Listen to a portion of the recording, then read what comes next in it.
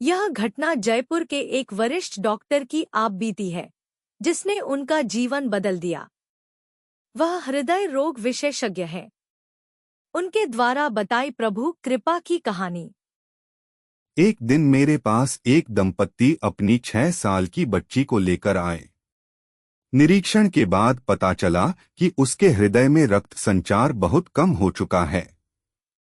मैंने अपने साथी डॉक्टर से विचार करने के बाद उस दंपत्ति से कहा, 30% संभावना है बचने की। दिल को खोलकर ओपन हार्ट सर्जरी करनी पड़ेगी, नहीं तो बच्ची के पास सिर्फ 3 महीने का समय है। माता पिता भावुक होकर बोले, डॉक्टर साहब, इकलौती बिटिया है, ऑपरेशन के अलावा और कोई चारा नहीं है।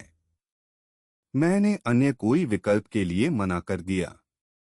दंपति ने कहा, आप ऑपरेशन की तैयारी कीजिए। सर्जरी के 5 दिन पहले बच्ची को भर्ती कर लिया गया। बच्ची मुझसे बहुत घुल मिल चुकी थी, बहुत प्यारी बातें करती थी। उसकी मां को प्रार्थना में अटूट विश्वास था। वह सुबह शाम बच्ची को यही कहती, बेटी घबराना नहीं, भगवान बच्चों के हृदय में रहते हैं, वह तुम्हें कुछ नहीं होने देंगे।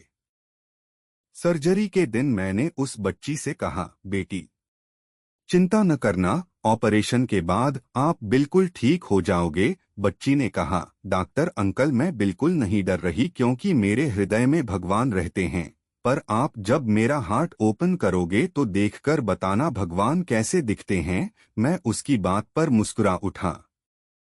ऑपरेशन के दौरान पता चल गया कि कुछ नहीं हो सकता, बच्ची को बचाना असंभव है। दिल में खून का एक कतरा भी नहीं आ रहा था। निराश होकर मैंने अपनी साथी डॉक्टर से वापस दिल को स्टिच करने का आदेश दिया। तभी मुझे बच्ची की आखिरी बात याद आई और मैं अपने रक्त भरे हाथों को जोड़कर प्रार्थना करने लगा, हे ईश्वर, मेरा सारा अनुभव तो इस बच्ची को बचाने में असमर्थ है, पर यदि आप इसके हृदय में विराजमान हो तो आप ही कुछ कीजिए। मेरी आंखों से आंसू टपक पड़े। यह मेरी पहली अश्रुपूर्ण प्रार्थना थी। इसी बीच मेरे जूनियर डॉक्टर ने मुझे कोहनी मारी। मैं चमत्कार में विश्वास नहीं करता था, पर मैं स्तब्ध हो गया यह देखकर कि दिल में रक्त संचार पुनः शुरू हो गया। मेरे 60 साल के जीवन काल में ऐसा पहली बार हुआ था। ऑपरेशन सफल तो हो गया, पर मेरा जीवन बदल गया। होश में आने पर मैंने बच्ची से कहा, बेटा, मैंने तुम्हारे हृदय में भगवान देखे, बिल्कुल तुम्हारे माता पिता जैसे दिखते थे, हर पल तुम्हारे साथ। इस घटना के बाद मैंने अपने ऑपरेशन थिएटर में प्रार्थना का नियम निभाना शुरू किया।